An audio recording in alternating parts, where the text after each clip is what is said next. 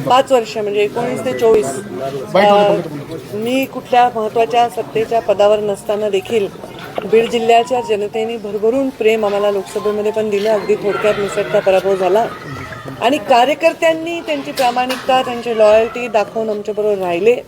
आणि आज परळीमध्ये आम्ही राष्ट्रवादीबरोबर युती केली होती आणि बाकी ठिकाणी आम्ही लढलो. आता माझ्या मते गेवराई आमची डिक्लेअर झालेली आहे. अंबेजोगाईमध्ये आम्ही आघाडी केली होती ती डिक्लेअर झालेली आहे आणि बाकी ठिकाणी अगदी तस्सल चालू आहे. कारण तिथे आमचं गेल्या 5 वर्षात आमदार आमचे नाही, कुठली सत्ता हातात नाही, कार्यकर्त्यांना आधार न देताही कार्यकर्ते खूप ताकदीने उभे राहिले. दिसट्टा पराभव मला वाटतं आमचा धारूरमध्ये झालेला आहे. आणि आता बीड आणि अजून कुठलं राहिले माजलगावचं काउंटिंग अजून चालू आहे. पण मला आनंद आहे की आम्ही जरी धारूरमध्ये थोडक्यात आमचा पराभव झाला तरी आम्ही अंबेजोगाई जी कधी मिळवली नाही ती मिळवलेली आहे.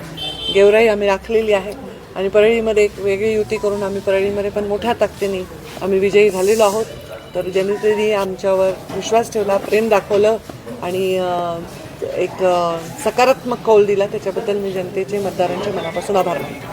बीडमध्ये पण मी आता जय पराभव थोडक्यात झाला तरी पण आम्ही तिथे म्हणजे लोकल शक्ती असताना देखील आणि आमच्याकडे आता समजा आता मी जिल्ह्याची पालकमंत्री जालन्याची आहे तर जिल्ह्यामध्ये असं कुठल्याही गोष्टीवर मी प्रभाव नव्हते टाकू शकत किंवा मी फंड देऊ शकत नव्हते. माझ्या कार्यकर्त्याला मी एक पत्र नाही देऊ शकले, 5 लाखाचा फंड नाही देऊ शकले गेल्या 10 वर्षामध्ये.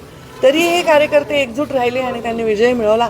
तर ते मला वाटतं हे सर्वस्वी अत्यंत आनंदाचा आणि त्यांच्या परिश्रमाचा आणि त्यांच्या लॉयल्टीचा विजय आहे. आणि बीड जिल्ह्याचे लोक हे आमच्यावर भरभरून आशीर्वाद देत आहेत हे याच्यातून सिद्ध होतं. भाजप देशात 1 नंबरचा पक्ष आहे, राज्यात 1 नंबरचा पक्ष आहे आणि भाजप 1 नंबरचाच पक्ष राहील. भाजप 1 नंबरचा असल्यामुळे विकास 1 नंबर होईल आणि जनतेला चांगले भविष्यामध्ये दिवस देण्यासाठी आणि वर्तमान चांगला ठेवण्यासाठी भारतीय जनता पार्टीचे योगदान देशामध्ये राज्यामध्ये अगदी गावाखेड्यामध्ये आहे. विरोधकांनी टीका देखील केली. मी टीकेकडे पाहतच नाही. मी आपलं काम करते आणि जे आहे ते परिश्रमाने करते.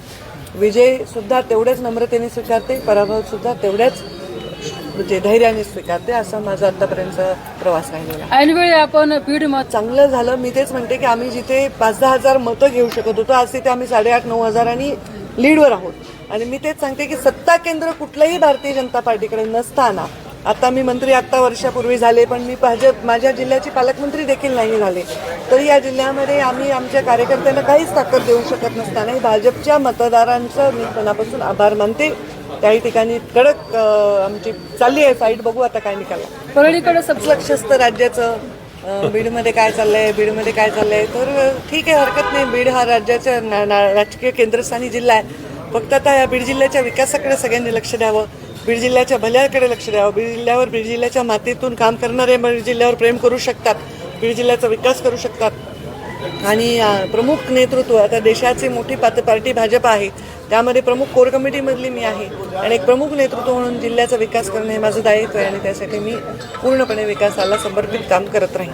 ताई तुम्ही जिल्ह्यात आनंद वाटतो की ज्या पद्धतीने मतं आम्हाला मिळालेली आहेत. विजय थोडा एखाद्या ठिकाणी कमी जास्त झाला असेल पण जी मतं आम्हाला मिळाली त्याबद्दल मी खूप खूप सगळ्या मतदारांचे आभार मानतो.